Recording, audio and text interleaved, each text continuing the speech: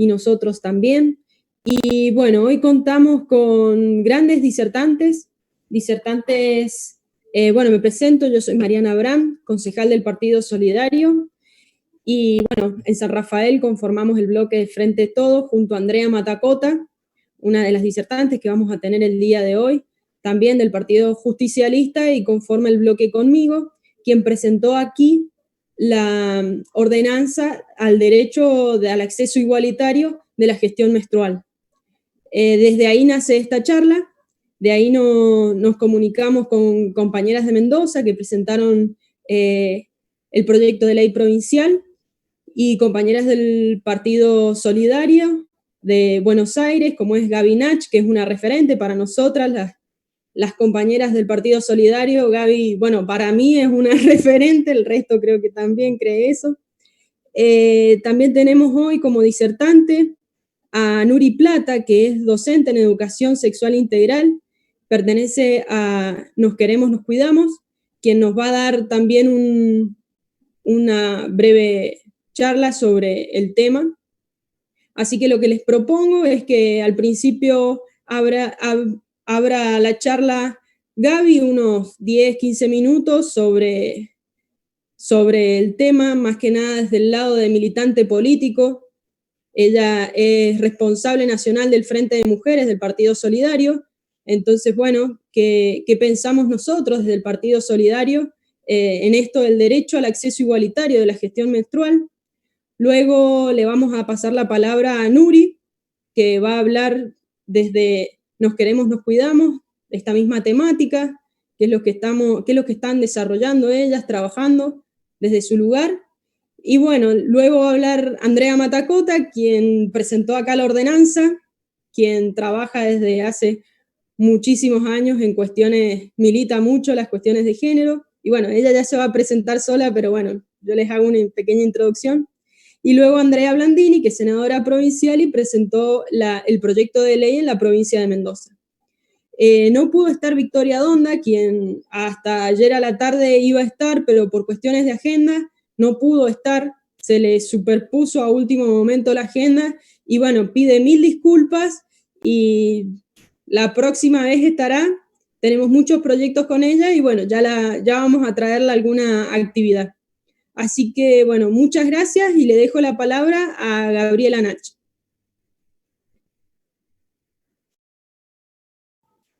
Ahí está. Hola, ¿qué tal? Bueno, buenas tardes o buenas noches a todos, a todas, a todos. Bueno, la verdad es que, bueno, en primer lugar, obviamente, agradecer la invitación. Perdón, estoy acá haciendo equilibrios con los dispositivos. Bueno, agradecer la invitación, la verdad es que muy, muy contenta de participar acá, también de compartir la palabra con las compañeras que recién Mariana presentaba, también contenta de compartir otro paso adelante que damos como movimiento de mujeres, como movimiento feminista, así que eso sin duda es una ocasión para celebrar. Bueno, yo, como decía Mariana, yo soy responsable del Frente Nacional de Mujeres y Diversidad del Partido Solidario, y bueno, también efectivamente las compañeras me invitaron para participar hoy acá, Mariana como consejera, también vicepresidenta del partido en Mendoza, y Andrea Dayosta como secretaria general del Partido Solidario en Mendoza, también quería agradecerle. Y lo que me sugerían era que yo podía hacer un aporte desde la economía feminista, digamos, ¿no? También es una de mis líneas de militancia que tiene que ver con el estudio, con la línea particular que vengo desarrollando, así que la idea era compartir algunas reflexiones al respecto de eso. Bueno, en primer lugar, el proyecto, bueno, y los proyectos que se presentaron, que se van aprobando a nivel local en San Rafael, a nivel provincial, y también los que están presentados a nivel nacional, tanto los que hablan de provisión gratuita como otros proyectos ya en danza similares que tienen que ver con quitarles el IVA a los productos de gestión menstrual. Obviamente que tienen un aspecto económico indudable. En Argentina, como en todo el mundo, sabemos que uno de los aspectos, digamos, del patriarcado y la desigualdad de género es esa, es la desigualdad económica. Eso se traduce numéricamente y de forma muy evidente en una brecha de ingresos. En Argentina, según el último informe del INDEC, está cerca del 24%. Esto también tiene que ver con otra cuestión que es lo que llamamos la feminización de la pobreza. Hoy en Argentina casi el 70% de las personas más pobres son mujeres, ¿no? Y esto, digamos, me parece que es importante para subrayar porque muchas veces cuando se habla de la cuestión económica o de la crisis económica, no aparece en primera línea la cuestión de género, ¿no? Aparece siempre, y que tiene que ver con lo que voy a comentar ahora un poquito más, pero como que por un lado está la crisis económica, por un lado la urgencia económica, y por otro lado las cuestiones que tendrán que venir después, entre otras la agenda de género, ¿no? Y en realidad cuando vemos estos números de que el 70% de la población más pobre en Argentina son mujeres, un poco lo que nos está diciendo es que no existe por un lado la crisis económica y por otro lado la cuestión de género. Son dos cosas que están absolutamente imbricadas. Si queremos resolver el problema de la pobreza en Argentina, si queremos construir una sociedad, digamos, más igualitaria, más justa socioeconómicamente, con más justicia social, necesariamente el enfoque tiene que ser un enfoque de género y particularmente feminista, ¿no? Así que eso como una primera cuestión, cuando se garantiza el acceso gratuito a bienes de gestión menstrual, que como también está desarrollado en los proyectos, generan un gasto muy grande para gran parte de la población durante gran parte de su vida, así que justamente es la población que menos ingresos tiene. Generar esta iniciativa, sin duda, es una iniciativa que apunta a una mayor justicia en términos socioeconómicos, ¿no? Ahora, también yo me quería referir un poquito a algunas cosas un poquito más, si se quieren, más de fondo, más conceptuales que hacen a la economía y diría a las ciencias sociales en general, a la política pública también y a todos los ámbitos en los que nos desarrollamos, que es que esta medida que tiene que ver también cuando se dice en el proyecto que los bienes los productos de gestión menstrual también tienen que estar incorporados como bienes sociales básicos, ¿no? Por lo tanto, en cualquier iniciativa que vaya por ese lado tiene que incluir estos bienes, estos productos. Estamos como empezando o avanzando, o siguiendo, o dando otro paso más, en romper esto que llamamos el androcentrismo, ¿no? Androcentrismo, andro quiere decir varón, centrismo en el centro, y es que tiene que ver, quizás es una palabra medio rara, pero que tiene que ver nada más y nada menos con pensar al hombre, al varón, como la medida de todas las cosas, ¿no?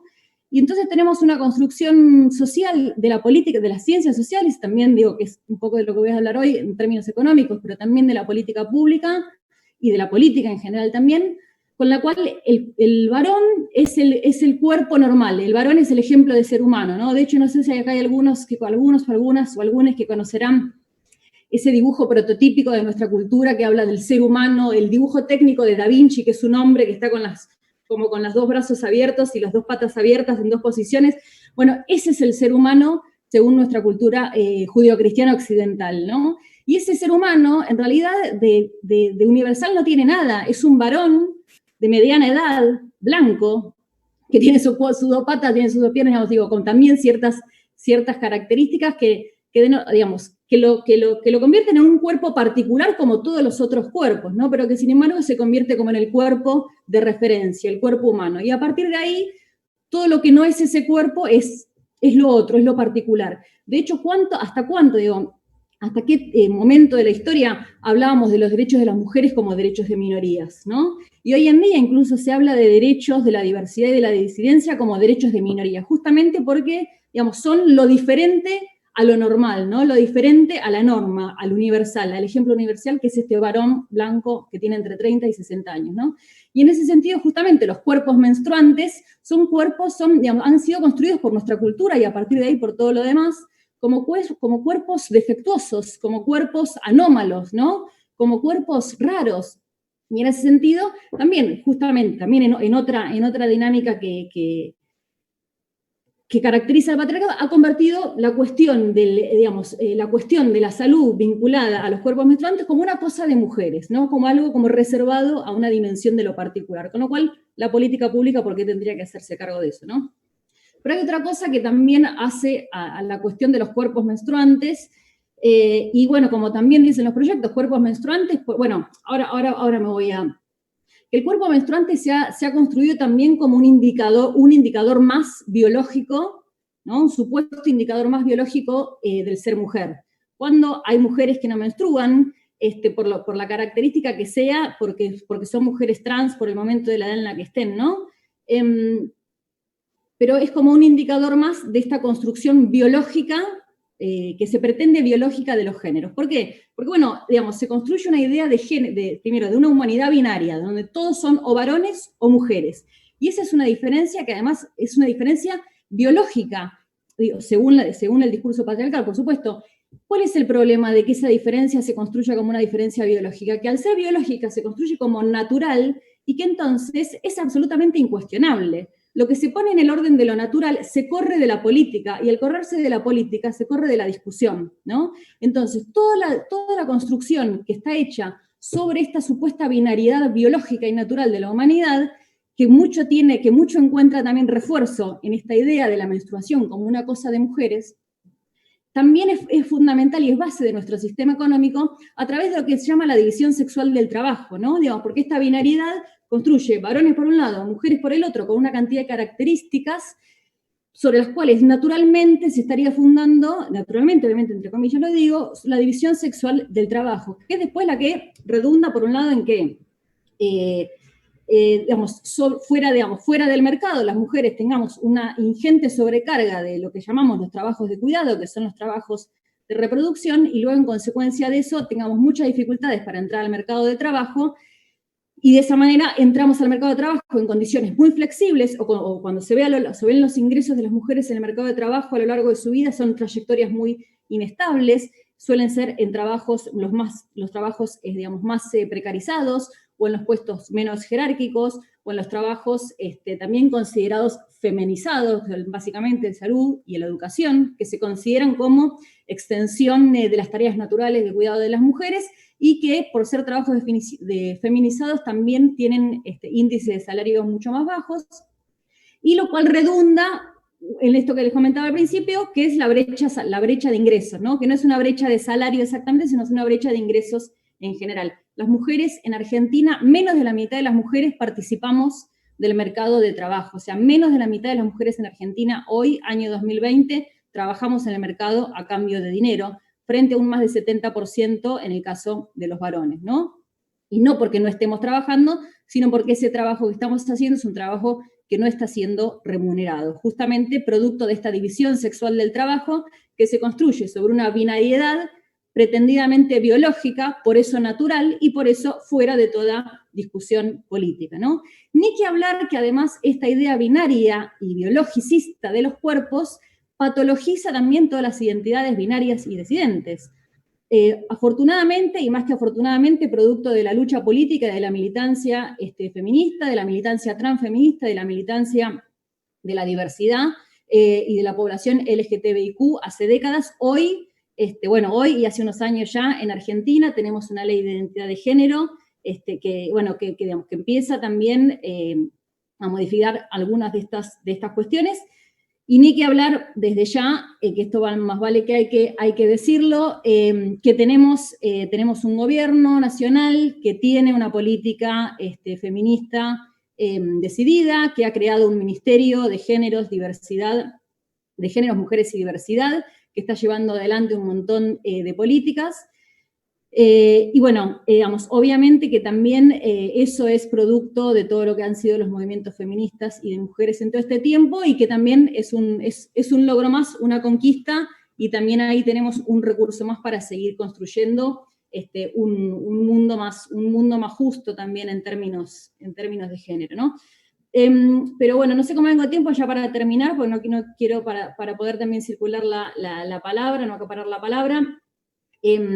Decir que también para hacer alguna mirada sobre la cuestión, sobre la perspectiva desde la economía feminista, sobre la cuestión de lo que significa la menstruación, y que es lo siguiente, hay otra de las operaciones ideológicas, en el sentido como de la construcción ideal de las ideas del mundo, de las ideas que nos hacemos sobre el mundo desde el patriarcado, tiene que ver con, bueno, primero, esta división sexual del trabajo, que es fundamental y que opera dentro de los espacios domésticos y comunitarios, pero también opera en el mercado de trabajo, ¿no? Opera también en las organizaciones sociales y políticas, opera en la institucionalidad, ¿no?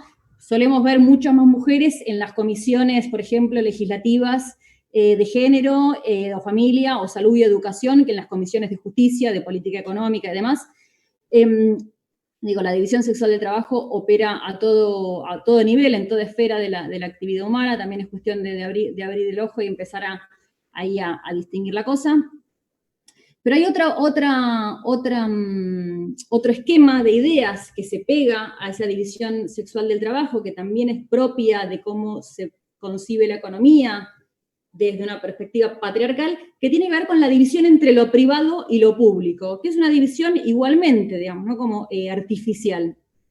Por el cual el mundo de lo público es el mundo, digamos, esquemáticamente de lo masculino, es el mundo de la producción, donde se realiza el trabajo a cambio de dinero, es el mundo de la economía, es el mundo de la política, ¿no? Y mientras tanto, por el otro lado, está el mundo de lo doméstico, donde se realizan los trabajos de cuidado, decimos nosotros trabajos, en realidad, donde se realiza el cuidado, diría el patriarcado, que no reconoce trabajo en esa actividad, donde está el mundo de lo personal, ¿no?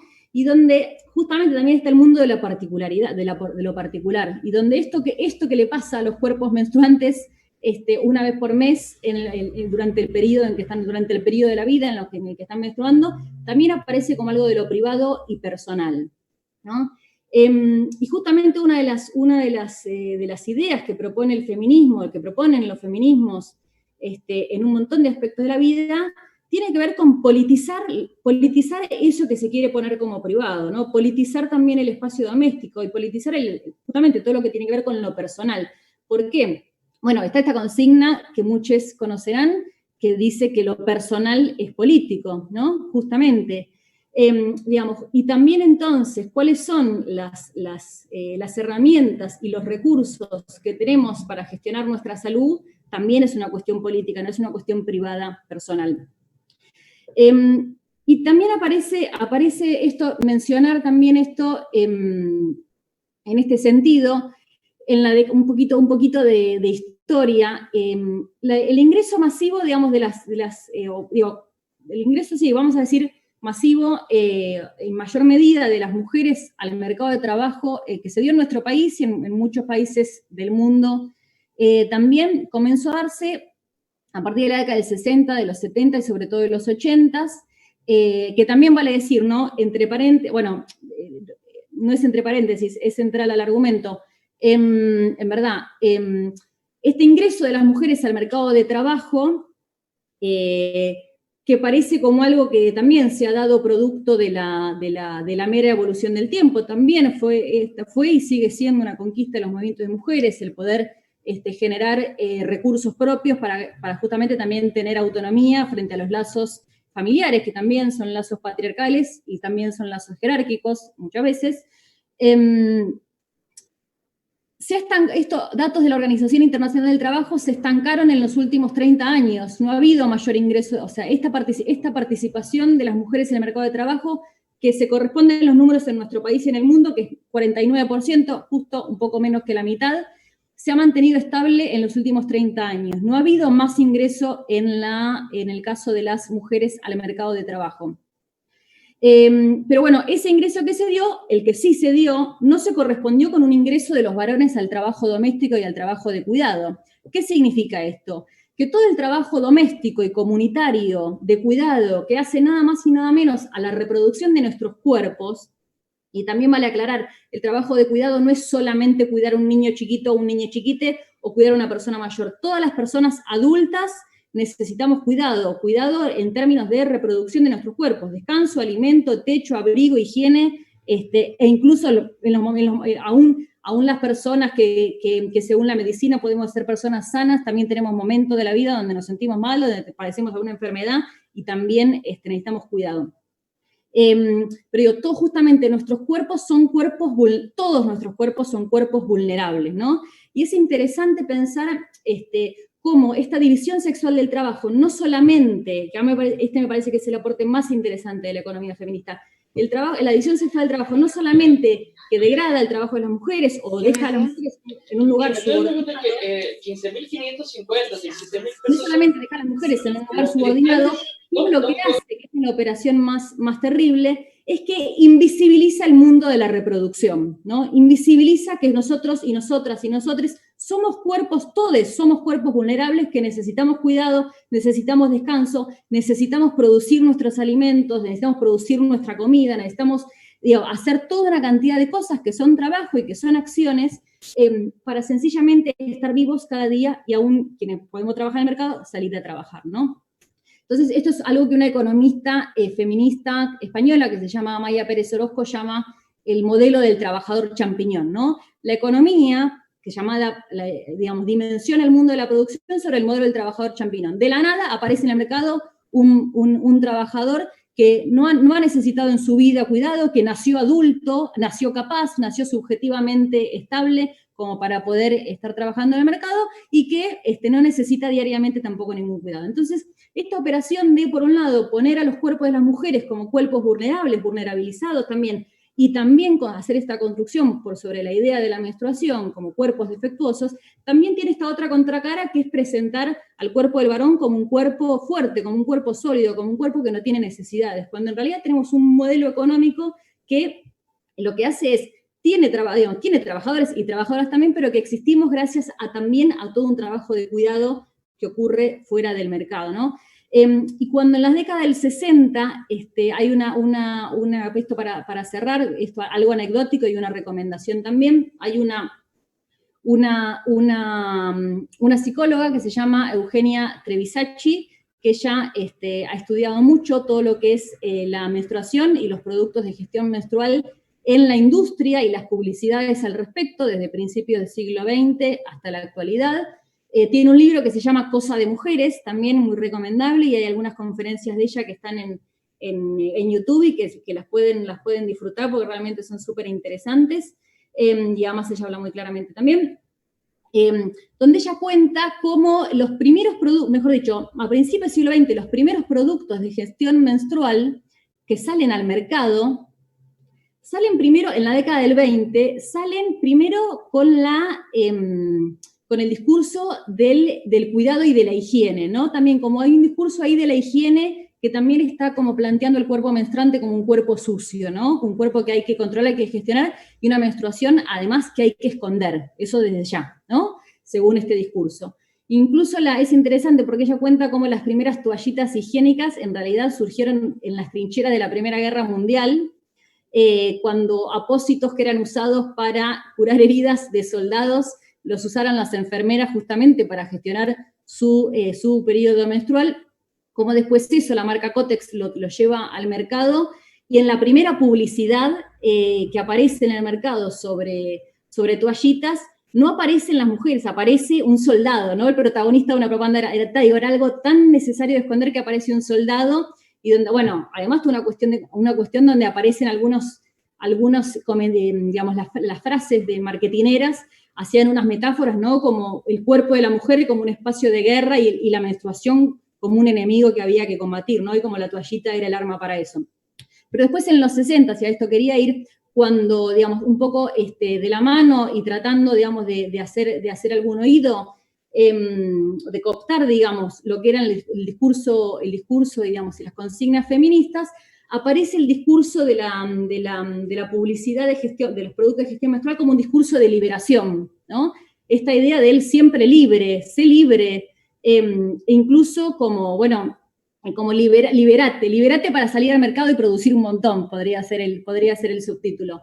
Que es interesante porque, digamos, para que también sigamos pensando y problematizando de qué manera, digamos, sin duda que queremos que la cuestión menstrual es un asunto, digamos, de salud pública, que tiene que haber política pública, que tiene que haber acceso igualitario a los productos de gestión menstrual y que eso es fundamental, que ciertos productos de gestión menstrual efectivamente a lo largo de la historia han permitido a las mujeres y cuerpos menstruantes poder tener posibilidades justamente de gestionar eso y de poder hacer y de ser más soberanos, digamos, del propio cuerpo en algunos aspectos, pero también digo, ojo con el discurso que también aparecía en estas publicidades, donde era liberate, y el liberate era esconder tu menstruación. Vas a ser libre porque vas a poder esconder tu menstruación sin que nadie se dé cuenta, y vas a salir al mercado a trabajar como cualquier persona normal. Y volvemos al señor de Da Vinci, ¿no? Esta idea de esconder la menstruación y de que gestionar la menstruación es esconderla para que el cuerpo parezca como es si fuera un cuerpo amenstrual, ¿no? Que es como el parámetro universal, decimos, de este varón blanco de mediana edad. Entonces, la idea de pensar que, digamos, que queremos tener acceso igualitario a los productos de gestión menstrual, y también pensar al mismo tiempo que todos tenemos cuerpos y cuerpas que son vulnerables, todos por igual, no hay cuerpos más vulnerables que otros, digamos, y que todos necesitamos cuidados, y que en todo caso es bueno empezar a pensar a largo plazo, a mediano plazo, una economía que no tenga que ver solo con producir más y producir más y producir más y producir más, sino como con organizarnos de la manera en la que la vida de las personas y la reproducción de los cuerpos, tal como lo necesitan, pueda tener cabida. Así que bueno, eso, muchísimas gracias y seguimos. Gracias a vos, Gaby. Y bueno, ahora nos quedamos con Nuri Plata, que es docente en Educación Sexual Integral y pertenece a Nos Queremos, Nos Cuidamos. Hola, muy buenas tardes a todas, a todos, a todes. Primero que nada, bueno, agradecer el espacio, muchas gracias por invitarme con gente tan copada. La verdad, Gaby, Nach, me has podido simplificar en, creo, 10, 15 minutos charlas que son para tener durante toda una noche tomándonos café y cosas muy, muy interesantes como para seguir debatiendo. Así que, bueno, gracias por ese puntapié que de paso voy a retomar algunas cosas como para poder dar esta charla. Gracias, Mariana, por la presentación. Como ella decía, yo soy Nuri Plata, soy profesora formadora de formadores de educación sexual integral. Damos cursos con puntaje docente para que los docentes acá en Mendoza puedan dar educación sexual integral en las escuelas, algo que es fundamental, ya que desde que está la ley es algo que no se estaba dando. Entonces, gracias a mi compañera, Ana María Veda, que de paso la voy a nombrar, que la amo con todo mi corazón, estamos generando estos cursos de educación sexual integral para nivel inicial, primario, secundario y superior, y esta es la manera en que tenemos también de hacer este cambio que decía Gaby recién, esto de que esto tiene que cambiar, de que la menstruación se tiene que hablar. Todos estos cambios los generamos desde acá. Nosotras nos basamos por lo menos en esto, en la importancia de la educación sexual integral. Esto del proyecto de Nos Queremos, Nos Cuidamos, les cuento que es un proyecto que nace hace unos 5 años y que es un proyecto en donde aprovecho las redes y visibilizo un montón de cosas, de información que mucha gente no accede, no llega porque ya salió del secundario, porque nunca tuvieron ESI, por lo que sea. Se tratan un montón de temas que son tabús, y entre el mayor de los temas que me llevó a crear ese espacio fue, gracias a una gran compañera también que tenemos por ahí, Nina, fue el de la menstruación, pero no cualquier menstruación, una menstruación consciente, una menstruación que nosotros entendamos, que sepamos que no es nada negativo, que para nada es objeto de burlas, que nos sucede a la mayoría de las personas. Y cada vez que hablamos de la menstruación y de la menstruación consciente, algo que nosotras decimos y que recalcamos, que también lo nombraba recién la compañera, es que no todas las mujeres menstruan y que no todas las personas que menstruan son mujeres.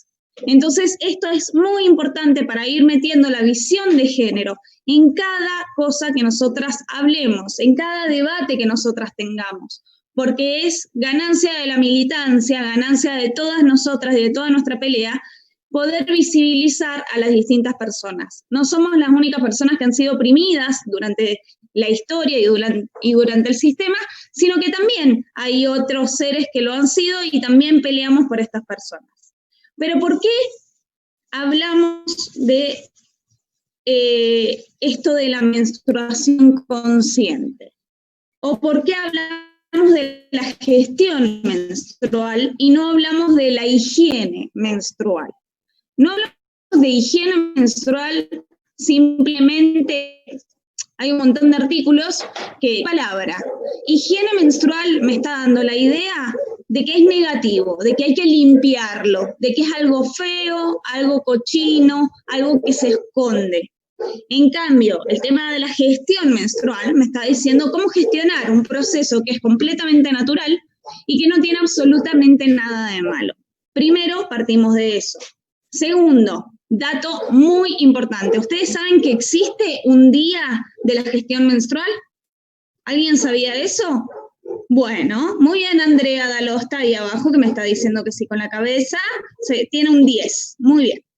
Es el 28 de mayo. ¿Y por qué el 28 de mayo? Porque se ha tomado como un ciclo menstrual promedio de 28 días y que dura el ciclo completo y que la menstruación dura 5 días aproximadamente, también haciendo una cuenta promedia. Entonces, el 28 del 05 es el día de la gestión menstrual, para que ustedes lo sepan, para que lo tengan como un dato de color y para que lo recuerden. Pero acá nosotras, yo lo que vengo a hacer es hacer hincapié de por qué hablamos de gestión menstrual. A pesar de lo político, que obviamente lo particular es político y que recién la compañera lo explicó, puede dar cátedra, así que no me voy a meter en ese tema, pero según distintos informes, uno de ellos el de la UNESCO, y hasta nosotras mismas podemos llegar a verlos dentro de la educación, se estima que 1 de cada 10 estudiantes falta al colegio o es retirada de las instituciones escolares por menstruar. ¿Pero por qué es retirada? Es retirada porque la persona, ay, me vino, me quiero ir a mi casa. No, es retirada porque tiene burlas, porque si se mancha va a ser el hazmerreír de ahí hasta que termine la secundaria, porque el acoso es increíble, porque las personas que no menstruan, primero no entienden qué es la menstruación, solo saben que hay sangre, no entienden cuál es el proceso de menstruación, y no saben ni para qué existe. Entonces, esto es sumamente importante tenerlo en cuenta, ya que vulnera el derecho a la educación, como nos decía recién la compañera, vulnera principalmente el derecho a la educación. Si tenemos una chica de cada 10 que vulnera su derecho a la educación, estamos hablando de un 10% de la población que menstrua, que está vulnerada, que está siendo vulnerada. No estamos hablando de un 0,005. No, y aunque fuera así, son personas, somos personas, y que tenemos los mismos derechos y por ende este proyecto viene a garantizar eso, que vengamos a tener los mismos derechos a que las personas que no menstruan o el mismo acceso, por ejemplo. A eso yo le llamo justicia social. Por lo menos es un granito más que llevamos y que podemos llegar a acceder en cuanto a derechos. En economía, hablemos de economía, ¿cuánto nos gastamos en un paquete de toallitas o un paquete de tampones en un mes? El paquete de toallitas, de 8 toallitas, está alrededor de 200 pesos en este momento. 200 pesos mínimo, dependiendo de qué marca, dependiendo de cuánto. Si tenemos una menstruación, porque cada persona que menstrua tiene un flujo diferente, pero vamos a decir de que la mayoría con 8 toallitas está bien, está gastando mínimamente 200, 250 pesos, si es que no se compra tampones, para poder gestionar su menstruación ese mes. 250 pesos. Imagínense que son más de 3.000 pesos al año que gastamos de más que una persona que no menstrua, solamente para gestionar la menstruación. Esto es injusto, sobre todo porque la compañera nos decía, los varones o las personas varones, en este sentido sí son varones, ganan casi un 30% más que las mujeres. Ni hablar que las disidencias, que si es que podemos conseguir como disidencias un trabajo estable, bien remunerado, y buenas condiciones de trabajo, etcétera, etcétera. Entonces, además de ganar menos, nosotras gastamos, nosotros, las personas que menstruamos, gastamos 3.000 pesos mínimo por año en nuestra gestión menstrual. ¿Qué pasa con las personas que no tienen ese dinero, que no tienen ese acceso? Ya estamos hablando entonces de una desigualdad total. Hablando de salud, ¿qué pasa con esas personas que nunca se les enseñó realmente cómo cuidarse o cómo gestionarse su menstruación sanamente?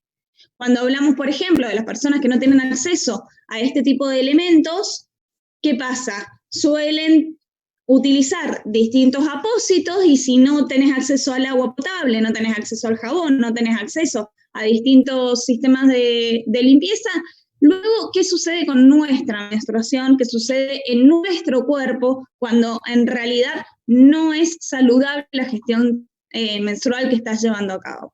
¿Eso es culpa de la persona? No, para nada. Eso es culpa de la sociedad que no nos enseña desde la educación, no nos enseña desde la casa. Al contrario, nos niegan la información desde los medios informativos, desde las publicidades, nos niegan totalmente la información sobre menstruación y sobre todo también del Estado. Esto debe ser una política de Estado. En cuanto al ambiente, el medio ambiente, estamos justo en el medio de una pandemia. Yo no puedo evitar decir en este momento cómo han cambiado. Pudimos ver apenas empezaba la pandemia, cómo cambiaron las calles de Europa, cómo cambiaron los mares, los ríos, los océanos, cuando no había personas alrededor y cómo bajó el nivel de contaminación. Bueno, las toallas menstruales, los tampones, todas estas cosas que utilizamos para nuestra gestión menstrual, que son descartables, son alrededor de 90 kilos de basura en 10 años. Cada persona menstruante tira 90 kilos de basura por año al medio ambiente, cada 10 años al medio ambiente. Eso como también un dato de color que es importante saberlo. Y por último, y lo más importante, los derechos humanos. ¿A dónde están nuestros derechos y la igualdad de derechos de las mujeres y personas que menstruamos? Si, por ejemplo, vamos a un trabajo donde tenemos que estar paradas o parades o parados 12 horas sin poder ir al baño. ¿Dónde están nuestros derechos cuando decimos que tenemos, cuando ni siquiera lo podemos decir a nuestro jefe o al dueño de la empresa o a quien sea? Perdóname, pero estoy menstruando, yo necesito ir al baño, cambiarme el apósito, sentarme un rato. Tengo otras necesidades. Nuestro ciclo menstrual hace que también nosotras tengamos otras necesidades físicas. Pero nada de esto, para nada de esto estamos educados y educadas. Entonces, desde el espacio Nos Queremos, Nos Cuidamos, desde el espacio de cada curso de educación sexual que damos, nuestra tarea es educar en esto, en todo lo que es gestión menstrual, en una menstruación consciente, que no es negativa, que es positiva, y que los varones deben estar incluidos, porque es una cuestión natural que nos sucede a todas las personas. Vamos a terminar también con parte de la violencia hacia las mujeres y disidencias cuando también ellos entiendan qué es la menstruación, cómo cuidarla y qué es lo que nos sucede a nosotras como personas. Creo que no me falta nada. Sí me falta aplaudir esta iniciativa que ya se haya aprobado acá en San Rafael, digo acá en San Rafael, pero yo estoy en Guaymallén, pero sobre todo a las personas que lo han llevado adelante. Yo hace años que vengo acompañando y cuando me enteré que Andrea Blandini estaba con el proyecto, junto con Andrea Dalosta, con todas las personas que la están siguiendo, la verdad que lo aplaudí, me sumé, firmé y estoy muy siguiendo el tema desde ahí, así que agradezco mucho a las compañeras y a las compañeras de ahí de San Rafael que han llevado a cabo esto. Para mí, la verdad que se merecen un aplauso gigante y esto tiene que ir mucho más allá. Tenemos el proyecto nacional y el proyecto nacional hay que darle mucha rosca, mucha fuerza. Esto es justicia social, como se los dije. No podemos dejar de pelear por estas cosas. Así que esperemos que logremos ir mucho más allá. Hasta ahora, si no me equivoco, solamente hay 3 lugares en donde está este tipo de proyecto, que es San Rafael, un lugar en Santa Fe y en Buenos Aires, si no me equivoco, Lanús era, o ahí, Quilmes. Y Quilmes, así que solamente 3 lugares de todo lo que es la Argentina. Esto es imposible. Tenemos que seguir peleando por esto, seguir hablando de esto y sobre todo eso. De la menstruación se habla, de la menstruación se enseña y a todas las personas por igual. Desde la ESI hasta mucho más allá. Así que muchas gracias por el espacio, un abrazo grande, de nuevo mi nombre es Nuri Plata, me buscan en las redes, Nos Queremos, Nos Cuidamos, también está ahí, con mucha información para todas las personas. Gracias.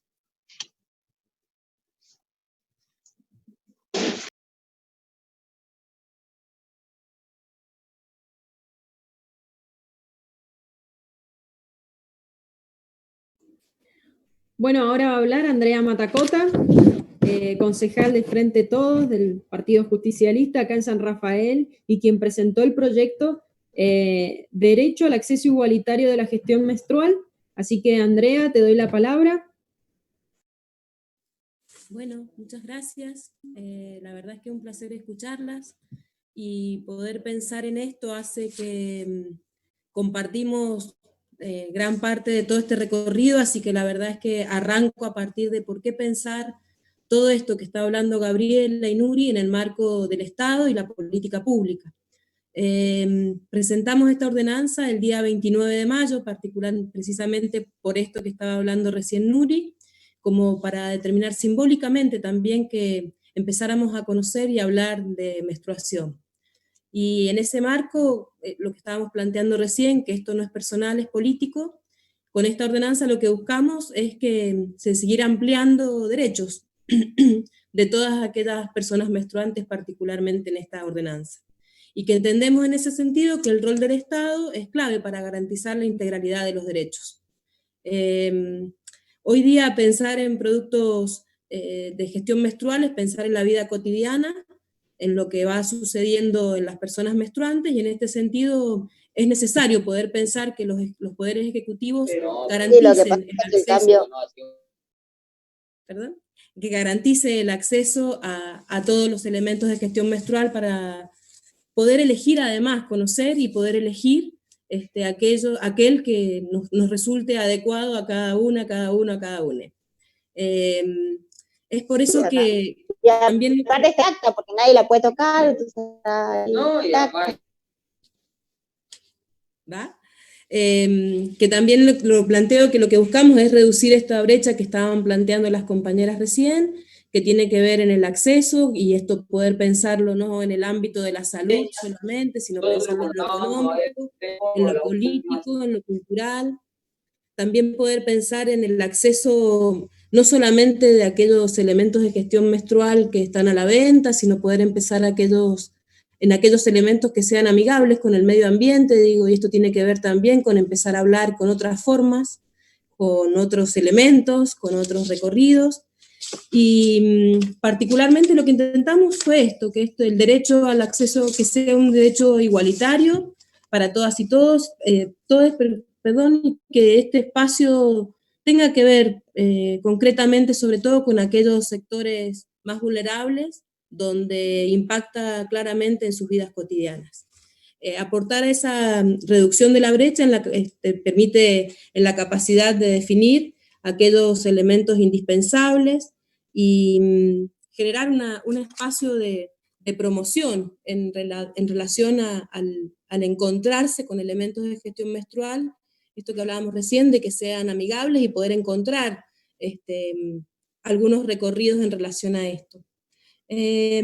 Cuando empezamos a pensar en la ordenanza particularmente, uno de los elementos que tomamos y que discutimos con algunos espacios fue, algunas compañeras planteaban el tema de una cartilla que fuera de control en los centros de salud, y a esto planteamos que necesitamos espacios de autonomía para las mujeres, no de control, y que poder pensar en una agenda anual, pero que una agenda anual que podamos tener como parte de nuestro propio conocimiento, del conocimiento de nuestro cuerpo, y ahí poder pensar y planificar no solamente lo que tenga que ver con la menstruación, sino también poder pensar los derechos y tanto reproductivos como no reproductivos, controles ginecológicos, digo que esa agenda nos permitiera poder hacer este recorrido en un proceso personal, digo, y no de un ámbito de salud controladora, con un espacio de salud hegemónica, con un control de la entrega de los elementos de gestión menstrual controladora. Es por eso que en este contexto lo que intentamos fue que esto sea una política transversal, que no sea del ámbito de la salud particularmente, sino que todas las áreas municipales tengan la posibilidad y el acceso, que se construya desde la confianza, de la posibilidad del encuentro con quienes circulan por los espacios del Estado, de poder tener acceso a la información, tener acceso a la posibilidad de encontrarse con estos elementos de gestión menstrual y que se garantice la gratuidad para aquellas personas que lo requieran. Digo, en ese formato lo que intentamos con la ordenanza particularmente es que se visibilice, poder hablar de la menstruación, como planteaba recién Nuri, que en estos lugares a veces es complejo, digo, cuando uno piensa en los distritos, en los lugares más alejados, a veces el tema de los tabúes, esto que planteaban, la vergüenza, cómo se lleva esto a la vida cotidiana de nuestras niñas y adolescentes, particularmente aquí en los lugares más alejados, es como la necesidad de poder ponerle palabra, de poder correrlo de estos ejes de lo privado, de la vergüenza, de los lugares que en algunos lugares genera procesos de exclusión para unas mujeres. Así que la verdad es que el recorrido que pensamos en relación a esto tiene que ver con hacer visible. En San Rafael es un espacio que genera impacto, generó contradicciones. En los medios cuando salió el proyecto también genera personas que no quieren hablar del tema, digo, y en esto genera grandes contradicciones, pero me parece que en estos espacios la necesidad de la palabra, la necesidad de hacerlo visible y que estas temáticas se transformen en política pública, creemos que es lo que tenemos que garantizar, que sean políticas públicas transversales, integrales, accesibles, porque si no la verdad es que terminan siendo espacios cerrados, sobre todo particularmente por las vivencias que hemos tenido en relación, no sé, la entrega de anticonceptivos en los centros de salud. La verdad es que nada de la confidencialidad se guarda, nada del respeto a las decisiones se guarda, entonces es por eso que quisimos sacarlo de ese contexto. Digo, están compañeras del área de mujer y género, del área de niñas y adolescencia, personas con discapacidad, digo, hay otros espacios que permiten hacer transversal la posibilidad de hablar de menstruación y garantizar la accesibilidad a la misma. Así que la verdad es que arrancamos por ahí, pensándolo por ahí, y cuando pensamos ese recorrido de poder pensar las políticas públicas a nivel local, a nivel nacional y a nivel provincial, digo, poder hacer visibles de esos lugares, creemos que va ampliando derechos, va garantizando los espacios. Así que particularmente tiene que ver con esto, con hacer visible esta temática que todas estamos y todos estamos pensando en estos recorridos. Así que gracias, seguiremos encontrándonos, y bueno, aquí estamos, va que va. Gracias.